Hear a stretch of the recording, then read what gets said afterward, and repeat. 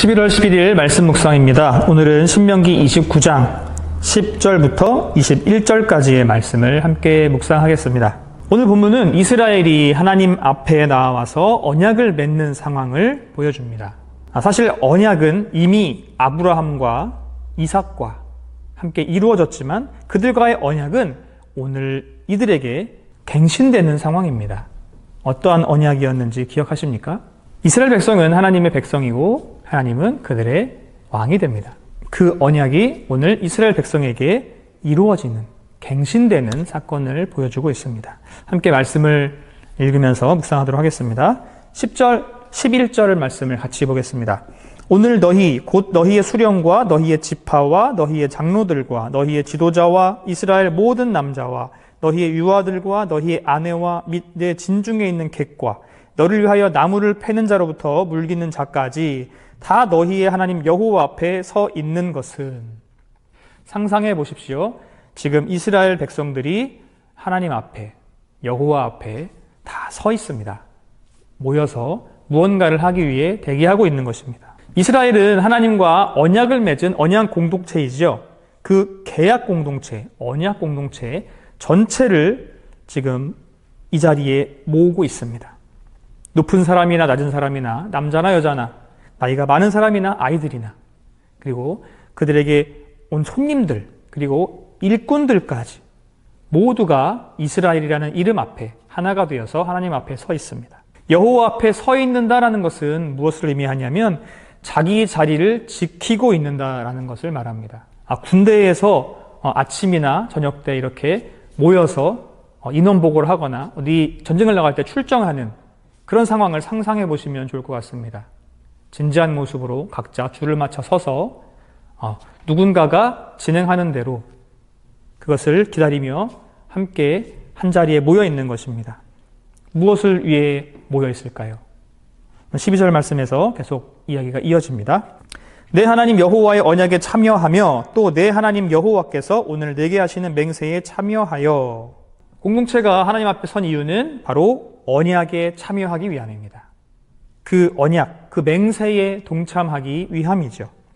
맹세라는 것은 무거운 의미를 가집니다. 함부로 할 수 있는 말이 아니죠. 단순히 약속하는 것을 말하는 것이 아닙니다.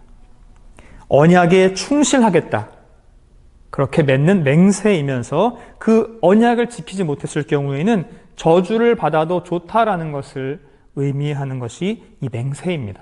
인간이 하나님과 언약을 맺는다는 것, 이것은 그것을 지키지 않을 때 저주를 받을 것을 각오하겠다라는 의미입니다. 그만큼 이 맹세한다는 것은 중요하고 무거운 의미를 가지고 있습니다. 13절입니다. 여호와께서 내게 말씀하신 대로 또 내 조상 아브라함과 이삭과 야곱에게 맹세하신 대로 오늘 너를 세워 자기 백성을 삼으시고 그는 친히 내 하나님이 되시려 함이니라. 이 이스라엘의 계약 공식입니다. 이것이 핵심이지요. 여호와는 이스라엘의 하나님이 되고 이스라엘은 하나님의 백성이 된다. 이것이 아주 중요한 언약입니다. 그들의 조상 아브라함과 이삭과 야곱에게 주어진 그 약속이었지만 이제는 그 약속이 지금 이 앞에 서 있는 이스라엘에게 주어지는 것이죠. 아브라함과 한 약속이 지금 현재 이스라엘에게 그대로 적용되고 있습니다. 내용이 바뀐 것이 아니라 적용되는 대상이 연결된 것이죠. 이스라엘이 하나님의 백성이라는 것은 하나님께서 그들에게 무엇인가를 해줘야 될 의무가 있는 것이고요. 그리고 반대로 여호와는 이스라엘의 하나님이다라는 것은 그들의 백성들은 그분들을 섬겨야 한다. 그들의 백성들은 그분만을 섬겨야 한다라는 것을 의미합니다. 이것이 서로의 의무입니다. 이 의무는 법에서 하는 요구라기보다는 서로 사랑하는 그 사랑의 표현, 사랑의 응답임을 말하고 있습니다. 14절, 15절입니다. 내가 이 언약과 맹세를 너희에게만 세우는 것이 아니라 오늘 우리 하나님 여호와 앞에서 우리와 함께 여기 서 있는 자와 오늘 우리와 함께 여기 있지 아니한 자에게까지이니. 이 계약은 그 자리에 있는 사람들 뿐만이 아니라 없는 사람까지도 아우르는 계약입니다. 다시 말해서 현재 이곳에 있는 사람들 뿐만이 아니라 앞으로 태어날 그 다음 세대, 앞으로 올 세대들을 다 포괄하는 의미입니다. 미래 세대도 이전 세대와 동일한 효력을 가질 것입니다. 16절, 17절입니다. 우리가 애굽 땅에서 살았던 것과 너희가 여러 나라를 통과한 것을 너희가 알며 너희가 또 그들 중에 있는 가증한 것과 목석과 은금의 우상을 보았느니라. 과거에 있었던 일이죠. 이스라엘은 이렇게 살았습니다. 그들은 애굽에서 살았고 그들은 광야에서 여러 이방 민족들을 만났습니다.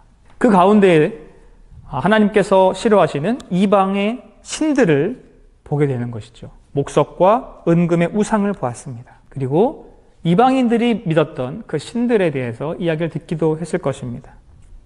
그러나 그 가운데에서도 하나님은 그들을 구원하셨고 그들을 돌보셨습니다. 이스라엘은 그것을 기억하고 우상 숭배에 빠지지 말아야 하는 것이죠. 18절입니다. 너희 중에 남자나 여자나 가족이나 집하나 오늘 그 마음이 우리 하나님 여호와를 떠나서 그 모든 민족의 신들에게 가서 섬길까 염려하며 독초와 쑥의 뿌리가 너희 중에 생겨서. 이스라엘은 이미 이방 종교의 형태를 잘 알고 있습니다. 그렇지만 모세는 이제 곧 약속의 땅에 들어가기 전에 그 이스라엘 백성들에게 그곳에서 이방신을 섬기지 말 것을 당부하고 있습니다.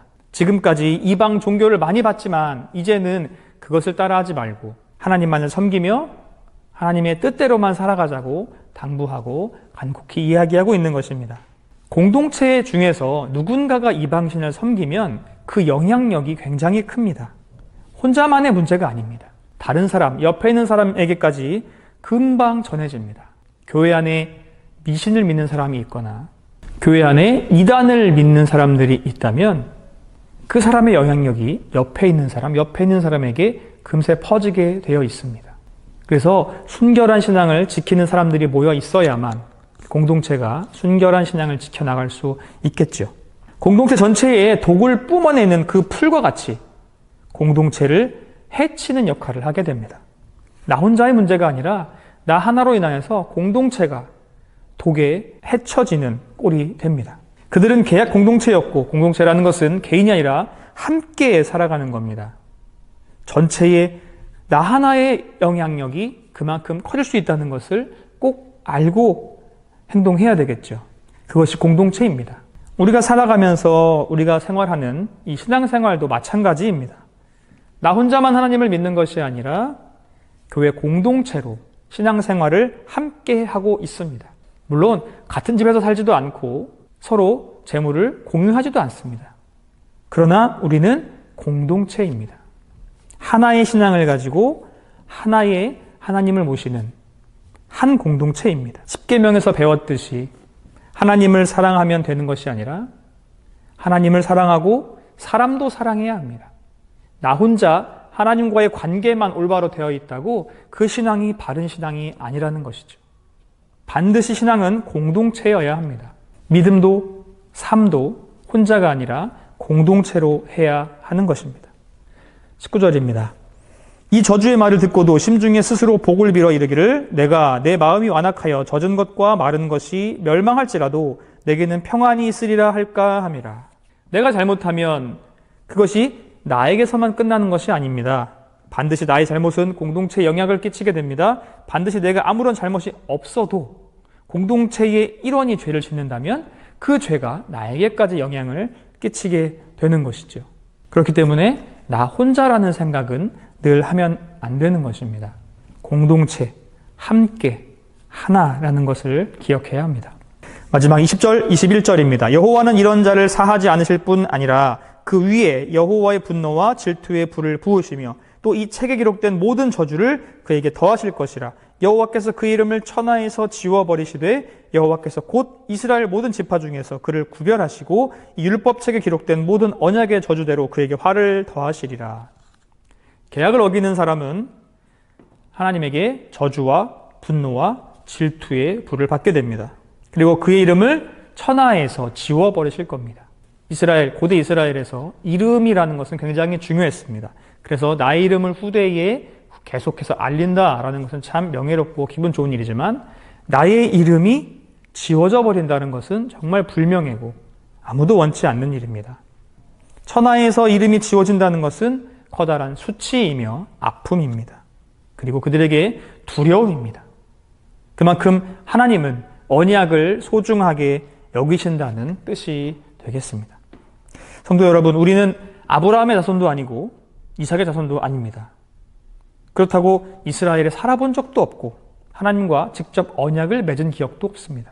그러나 하나님과 이스라엘이 언약을 맺은 그것을 통하여서 우리는 하나님의 언약 백성이 되었습니다.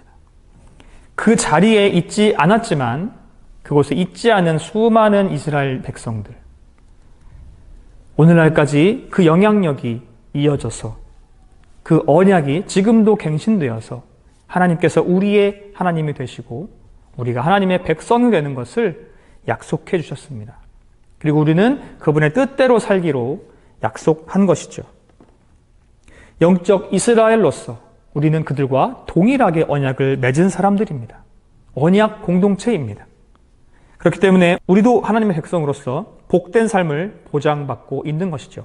언약을 어길 경우에 큰 재앙과 저주가 있겠지만 우리의 왕이신 그분의 뜻에 따라 살아간다면 큰 복을 내려주실 것입니다.